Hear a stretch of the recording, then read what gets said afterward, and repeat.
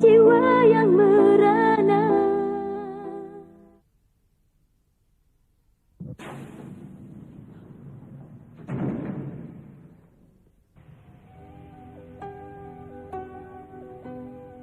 Minggu 19 Maret 1995, pukul 6.30 ketika kota Bandung baru terjaga dari tidur. Sebuah berita kecelakaan di Jalan Marta Dinata, Kota Kembang itu membuat fans musik di Nusantara terkejut.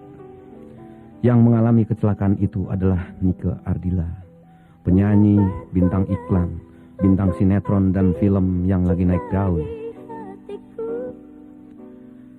Kehidupan menjadi begitu singkat untuk si gelis yang baru berusia 20 tahun itu. Dia lahir dari pernikahan Edi Kusnadi dengan Nining. Sebagai anak ketiga dari 3 bersaudara pada 27 Desember 1975.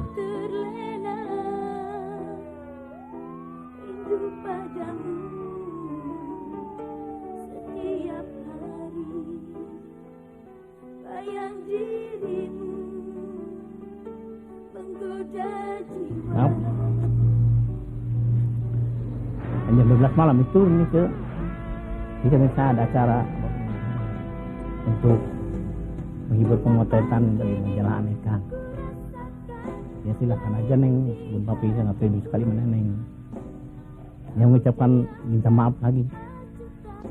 Papi, ucapkanlah permintaan maaf saya. Jawab boleh Papi. Kalau saya jawab, Neng, Neneng itu selalu saya maafkan dan selalu saya doakan. Kalau Neneng pergi, Papi selalu mendoakan. Sekarang kenapa Neneng harus Papi lisankan ucapan minta maaf itu? Pas sampai di kamar, ternyata Arisya Saleh, si Gugun itu udah tidur. Nah, di situ almarhumah bercanda dengan Gugun, bercanda abis-abisan di dalam kamar itu. Baru tidur setengah jam lah gitu. Terus ada telepon dari kakaknya Nike bahwa Nike meninggal sambil nangis-nangis. Pertama saya nggak percaya, terus saya tanya lagi, ini siapa? Ini Alan katanya, kakaknya Nike. Terus baru gue percaya gitu. Saya juga merasa aneh, kenapa kerinduan saya tetap di situ sampai tertumpah pada malam itu.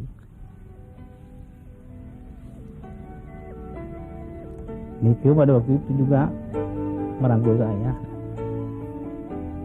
Ada apa? Saya bilang.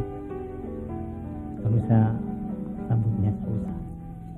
Mengapa kau nyalakan api cinta di hatiku, membakar jiwa yang merana. Kata manismu membuatku yakin kepadamu, hingga membuatku terlena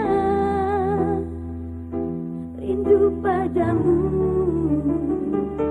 setiap hari. Bayang dirimu menggoda jiwa.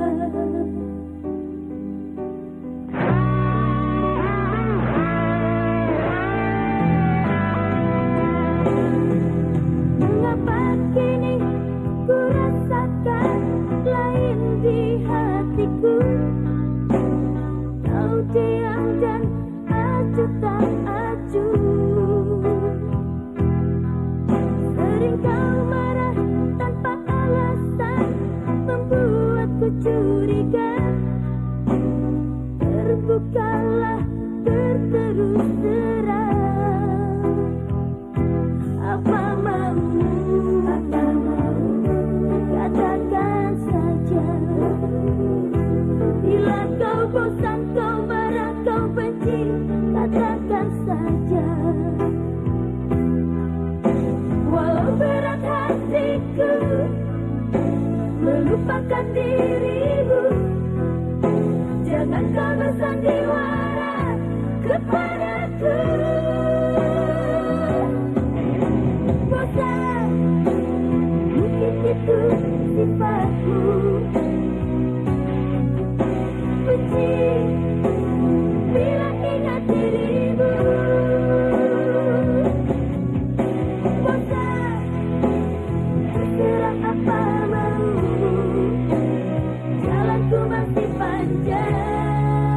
Apa yang sesungguhnya terjadi pada pagi yang naas itu?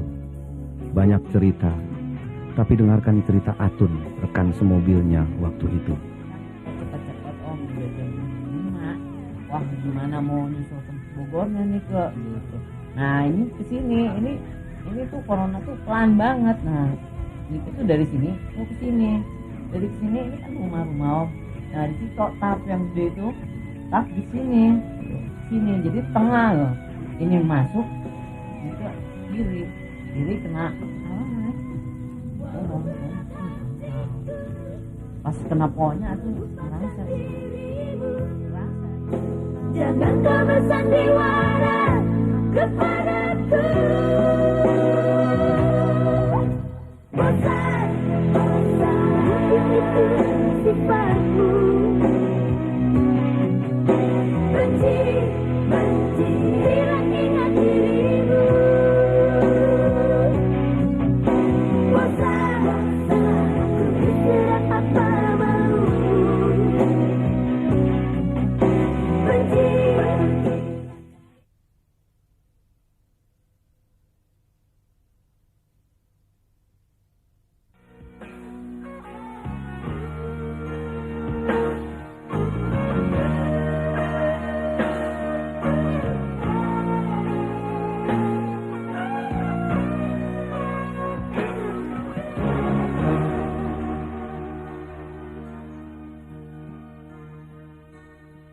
Kalau ku serah diri hanya Lihatlah wajahnya, begitu menawan. Suaranya, siapa yang tidak menyukai suara yang menggoda itu? Inilah awal langkah Nike di dunia rekaman. Hasil dari perjalanan karir yang ditempuh sejak dia berusia 11,5 tahun. ku langkahkan kakiku dan menyimak sebuah arti kehidupan. Hati selalu bertanya, adakah kasih suci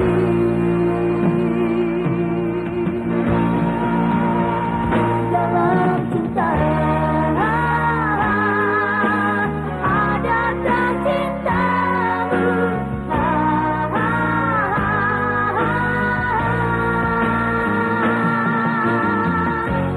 Sebesar cahaya terang menyinari hidupku. Sesejuk embun-embun di pagi hari dan bahagia di dunia ini. Nike kecil adalah Nike yang kalau bernyanyi itu tidak sekedar mencapai nada yang pas, tapi dia sudah bisa mencapai nada yang pas dengan cara dia enak-enak gitu ya. Jadi punya konsep mental bernyanyi yang bagus, tetap bawaan gitu. Oleh karenanya saya keberatan kalau misalnya disebut sebagai orang yang membentuk suara Nike sehingga suara itu demikian bagus. Ceritanya malam itu mereka itu melakukan rekaman suara untuk acara hiburan malam di di Bandung besok hari yang syuting. Nah malam itu rupanya ada penyanyi yang dijadwalkan tidak datang. Jadi datanglah dia ke rumah untuk minta persetujuan saya mengganti penyanyi yang tidak datang itu. Kepada saya dikenalkan namanya Nike Ratna Dilan. Nah saya bilang Nike Dilan kan belum tes. Nah lalu kepada saya disodorkan nih, ini rekaman suaranya. Nah waktu Nike datang, saya memang belum ada lagu, musik juga saya belum bikin, belum apa. Nah waktu Nike nanya, kan Dedi udah siap lagunya? Belum, kamu duduk aja di situ deh. Saya bilang tenang-tenang udah sambil istirahat. Sambil saya ngahayal sendiri gitu. Ini anaknya jauh-jauh datang dari Bandung gitu ya. Sama orang tuanya. Punya cita-cita kan pasti. Ambisi gitu. Jadi, wah kayaknya cocok nih kalau saya bikin lagu yang tentang itu gitu. Akhirnya nggak tahu gimana, tentu saya ambil piano, saya sambil iseng-iseng aja sebelah. Ini ke sini ke, sambil sama dia gitu. So kamu nyanyi notnya begini nih sebelah ini.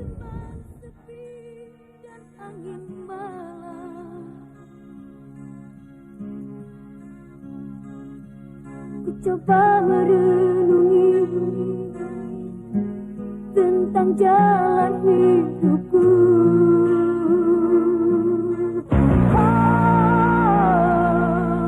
Ku langkahkan kakiku. Rasa sosial yang tinggi sudah tampak di dirinya sejak lama. Bahkan, dia mengelola uangnya sendiri agar bisa mengatur pengeluaran dan tahu menyisihkan 2,5% untuk orang tak mampu. Ini semua dia lakukan sendiri, termasuk menyisihkan Rp500.000 hingga Rp1.000.000 sebulan untuk biaya SLB yang didirikan Nike di Bandung, Jawa Barat.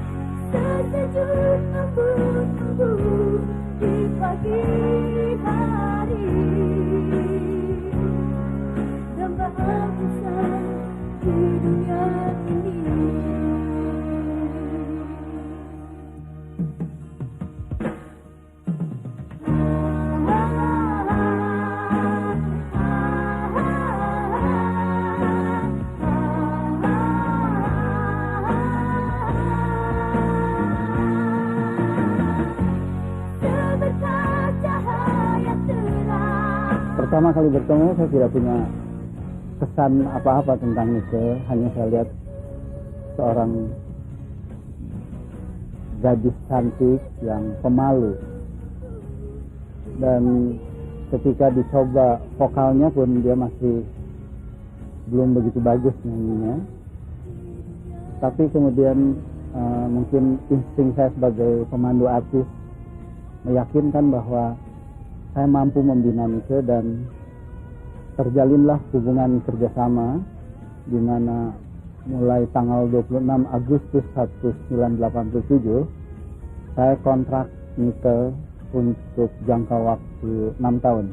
Dan pada waktu itu saya tengah menangani karir Niki Astria dan Sut Irna. Jadi Nike mulai dilibatkan dalam beberapa show besar, dan dalam 2-3 tahun kemudian hampir seluruh kota-kota besar di Indonesia telah dijelajahi oleh Nike.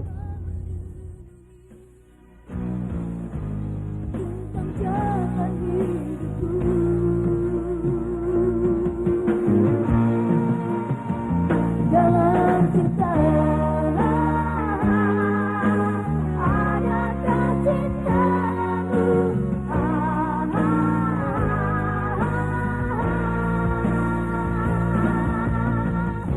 Saya masih ingat sekali waktu pertama kali saya melihat dia datang waktu itu di kantor saya di PT Karisma Jabar Film di Bandung, di mana pada saat tersebut saya hendak memproduksi sebuah film di Kabayan Sabakota. Nika Ardila waktu itu muncul dengan gayanya yang masih sangat lugu, dengan pakaian seragam SMP pada waktu itu, dibawa oleh rekan saya seorang wartawan, dan saya tanya, untuk tujuan apa dia datang? Dia bilang, saya ingin menjadi artis, saya ingin jadi bintang film. Saya tanya, apa keistimewaan kamu? Dan secara spontan dia bilang, bernyanyi. Nyanyi, sungguh nih. Saya coba untuk pancing dia, karena penampilan dia waktu itu sangat menggenaskan dan lucu ya. Dia datang dengan ibunya juga. Dan akhirnya saya minta, kalau memang kamu mampu bernyanyi, kenapa tidak kamu coba untuk bernyanyi? Secara spontan dia bangun, berdiri dan mulai bernyanyi.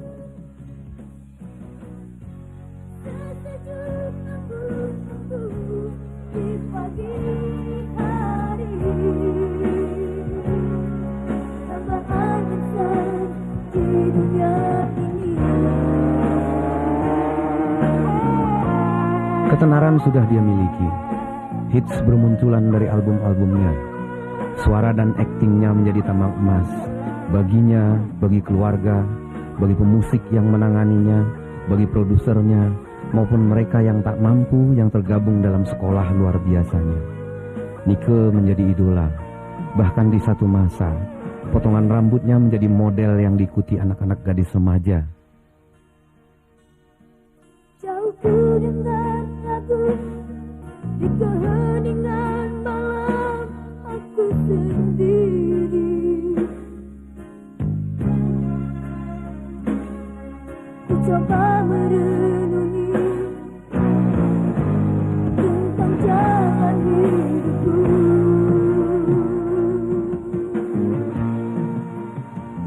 Dalam cinta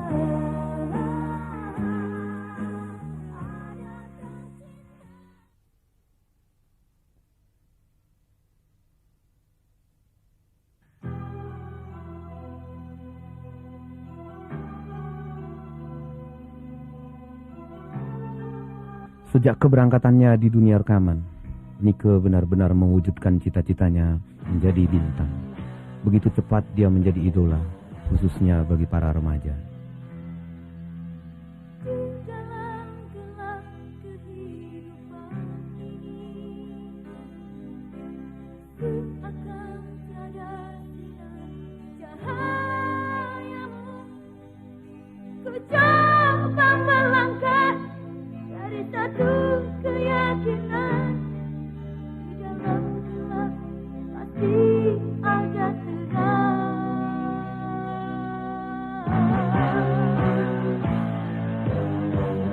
Kegagalan demi kegagalan, ku jadikan pedoman hidup ini bagai hari-hari. Banyak kenangan yang bisa terungkap, kenangan yang pernah dialami oleh orang-orang dekat atau sanak keluarga. Tapi hal-hal yang lucu yang waktu Mikadila masih berumur 3-4 tahun, kenangan yang betul-betul sampai sekarang saya ingat itu, kalau seandainya saya pulang dari kantor, saya batu setel, dan dia selalu mengikuti dari pintu itu. Saya karena capek jadinya menoleh Nike, akhirnya Nike itu nangis. Katanya kenapa Nike? Oh kopi katanya. Lalu ingat saya bahwa Nike ini belum saya potret. Lalu saya tahu kalau saya pangkon, lalu saya julukan, lalu saya potret. Dan potretnya itu kosong, kita jepretin aja dia tuh. Dia lalu senyum-senyum enggak sih. Malah lalu menonton saya kan meja makan. Nike tuh kalau misalnya udah janji sama orang, dia tuh nggak bisa ya sedikit korupsi kayak gimana gitu. Pasti dia tuh walaupun keadaannya dia gimana, pasti dia usahain untuk bisa memenuhi janji temennya gitu. Ada kenakalan juga yang saya jumpai dari dia, tapi kenakalan yang positif ya. Di belakang rumah ini dulu sekitar tahun 85, saya membawa anak-anak latihan olah sukma dan olah vokal di kebunnya Nike di belakang. Saya diantar sama dia. Neng cuma nganter aja, cuma lihat aja, tapi nggak boleh ikut berlatih. Ini sistem latihan untuk orang tua, untuk orang yang sudah gede, udah dewasa. Ini nggak boleh ya, iya. Tapi apa yang terjadi? Beberapa saat kami melakukan latihan, saya lihat Nike nggak ada. Saya cari ternyata ada suara tidak jauh dari lokasi itu. Dia menirukan latihan-latihan yang dilakukan oleh anak-anak dewasa tadi.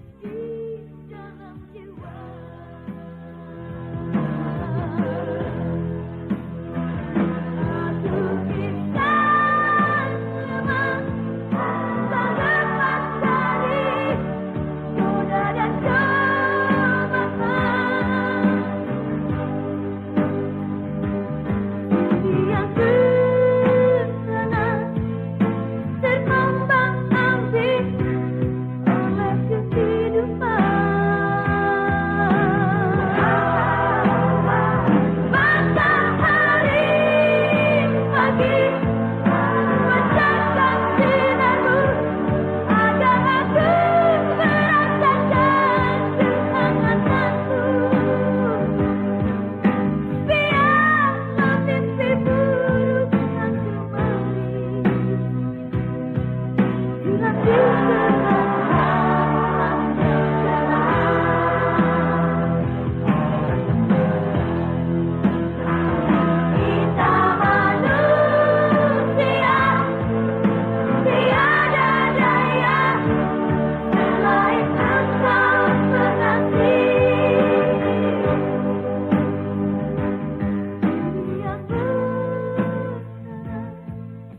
ada kenangan lucu yang nggak bisa saya lupain.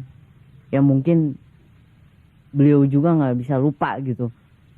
Soalnya selama saya udah 3 tahun nih sama dia, tuh kebiasaan kami berdua tuh kalau misalnya seminggu nggak ketemu, apa sehari nggak ketemu tuh pasti ada ciri khas kita masing-masing harus ditunjukin bareng gitu. Contohnya kalau misalnya saya ketemu dia gitu, terus dia tuh pasti ngeliatin gigi kelincinya. Ya bukannya gimana ya, soalnya waktu itu paling lucu almarhum tuh gigi menurut saya. Soalnya saya waktu almarhum masih hidup, terus saya pengennya mana ke gigi kelincinya. Dia suka ngeluarin giginya sambil nyengir gitu. Terus akhirnya saya nyanyi. Nah, kesukaannya dia juga kalau misalnya dia jarang ketemu saya harus nyanyi Watching You. Pernah kalau show dia tuh suka nyanyi Watching You juga, nggak tahu. Saya cuman apalnya rapnya aja Watching You gitu. Akhirnya saya nyanyi gitu kalau di kamar mandi apa di kamar hotel, saya suka bercandain dia Watching You. Akhirnya dia ketawa gitu. Soalnya kalau dia nyanyi Watching You tuh ala baratnya aslinya, kalau saya enggak, ala Sunda gitu. Ya seperti Watching you kata gitu. Oh pokoknya ya gitu aja. Hidup ini bagai hari-hari, ada siang, ada malam. Teguhkan iman di dalam jiwa.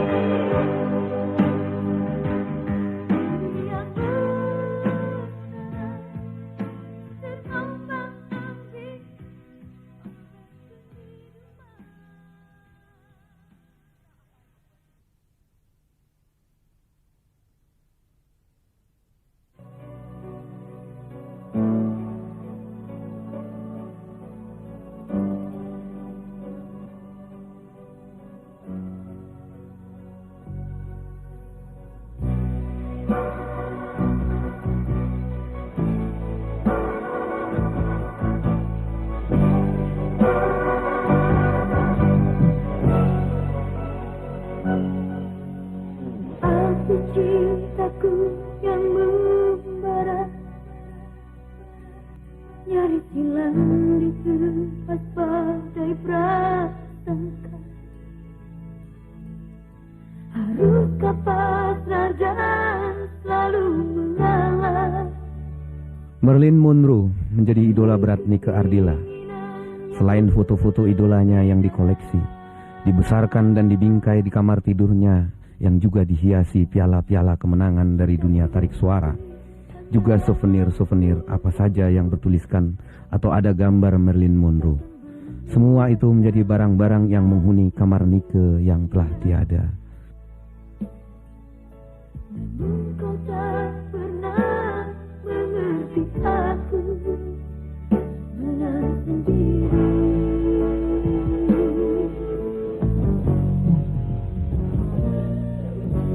Haruslah hidupku menurut, mengalah, mendengar apa kata gaung kebesarannya masih terus bergema, bahkan kemudian menjadi inspirasi bagi orang lain untuk membuat sesuatu. Kita tuh punya cita-cita tuh ingin meneruskan jiwa sosial dan rasa seni Nika Ardila ya. Yang berbagai cara kita lakukan, ya misalnya dari Nika Fans Club dengan membuat kegiatan-kegiatan pameran, dengan menjual souvenir dari almarhumah Nika Ardila. Hasilnya itu kita sumbangkan ke SLB. Itu salah satu tujuan dari Nika Fans Club, juga pribadi saya sendiri. Saya pertama bilang begini, waduh saya nggak mau deh, bilang, saya nggak mau kalau misalnya orang lagi sedih masa gua nyanyi, saya bilang begitu waktu itu.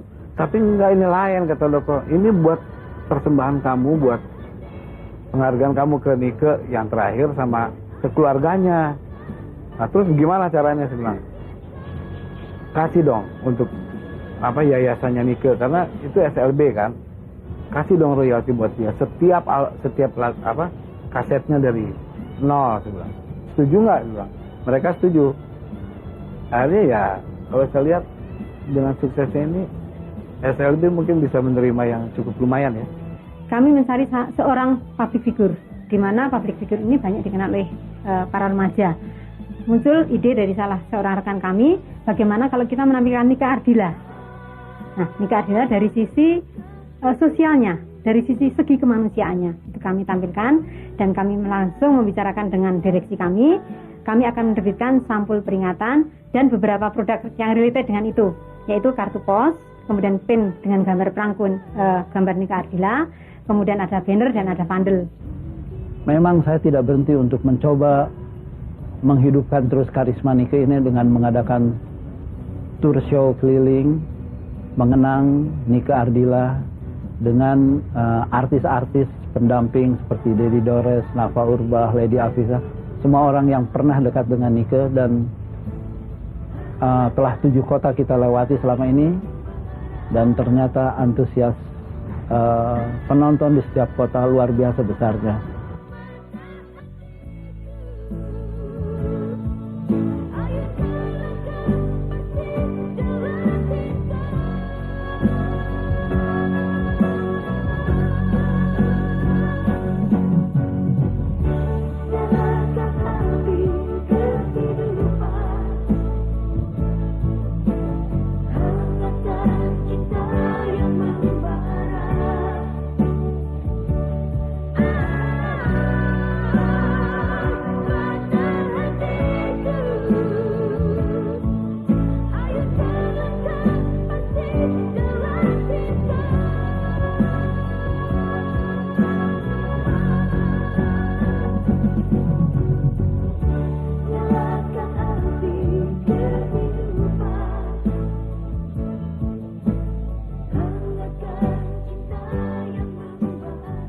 Walaupun Nike telah menjadi artis besar, dia tetap manusia biasa, yang bisa saja di saat tertentu menjadi rapuh. Kita selalu mengakui kebesaran orang kalau orangnya udah nggak ada. Gue dari awal, sejak gue pertama kali ketemu dia, gue bilang nih anak punya potensi yang besar. Cuman ya kadang-kadang namanya anak-anak memang kadang-kadang suka rapuh kali ya. Itu yang sering gue coba nasihatin. Gue pernah satu film sama dia yang kembali judulnya. Tapi di luar film itu gue sempat akrab karena kebetulan Nika itu pernah akrab dengan adik gue si Suti ya. Jadi dia sering ke rumah. Ternyata Nika ini seorang artis yang berjiwa sosial yang sangat luar biasa. Tiba-tiba dia mengasuh SLB. Gue kira nggak banyak artis yang punya pemikiran kayak gitu.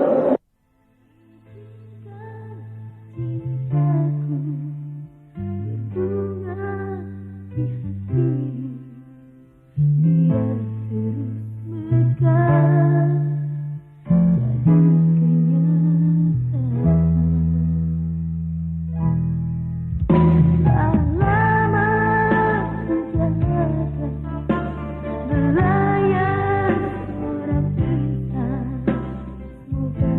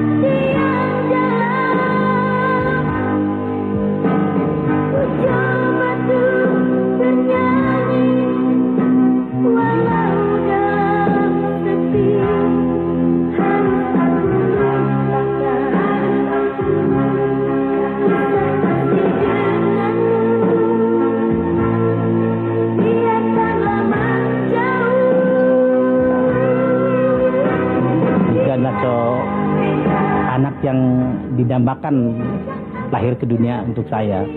Karena di antara dua itu Nike perempuan satu-satunya. Nike juga sudah terasa oleh keluarga kami sebagai penunjang kehidupan kami sebagai pegawai negeri, dan Nike adalah tulang punggung kami. Jadi Nike adalah suatu anugerah dari Tuhan untuk membantu ekonomi kami, dan sekarang dia tidak ada, jadi saya sangat kehilangan sekali. Setelah ditinggal setahunnya, ya gimana ya, saya merasakan ya kehilangan banget gitu, nggak bisa diucapin dengan kata-kata. Pokoknya saya tuh wah nggak bisa gimana gitu. Saya ya kadang kangen gitu, candanya gimana nya gitu.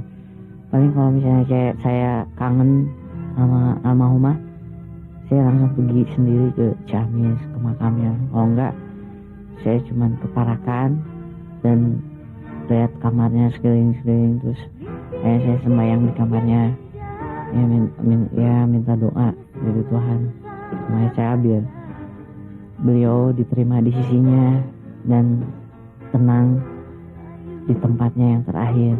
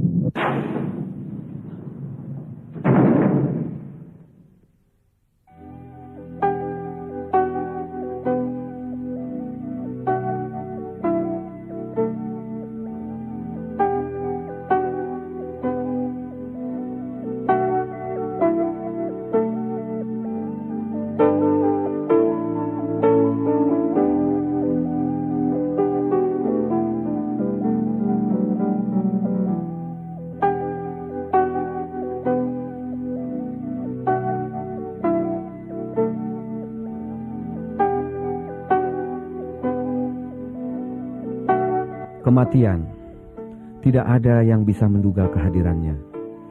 Datang sesukanya, semaunya, tanpa pernah bisa ditebak. Kepergian Nike salah satu contohnya. Bahkan sebelumnya Nike sedang berencana masuk pesantren. Kepada teman-teman dia sempat bertanya, pesantren mana yang bagus? Sayang itu semua tak kesampaian.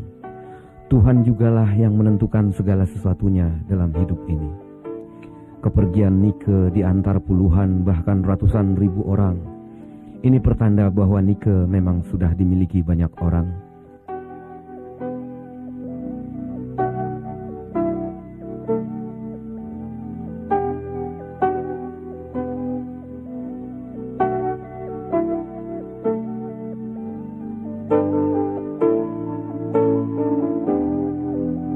tahun sudah kepergian Nika Ardila, sang idola remaja. Banyak yang ditinggalkannya, mulai dari harta benda yang direncanakan dimuseumkan, sampai rencana pengembangan SLB yang dirintis dan dibangunnya. Inilah yang diharapkan berjalan dengan baik. Setahun dia pergi, seakan baru kemarin. Keke, damailah di pembaringanmu yang panjang. Namamu tetap kami kenal.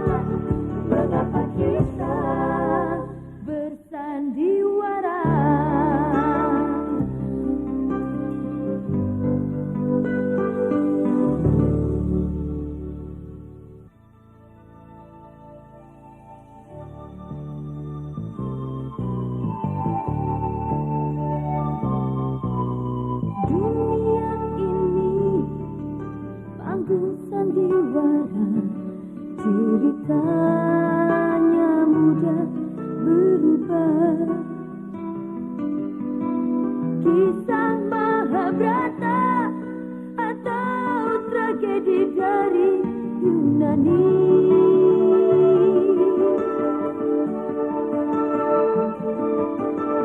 Setiap kita dapat satu peranan yang harus kita mainkan.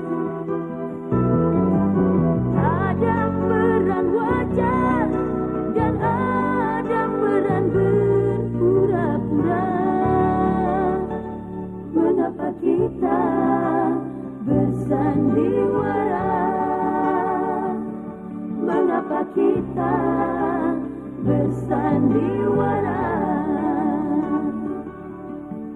Peran yang kocak bikin kita terbahak-bahak. Peran bercinta bikin orang mabuk kepayang. Dunia ini penuh peranan. Dunia ini bagaikan jembatan kehidupan. Mengapa kita bersandiwara?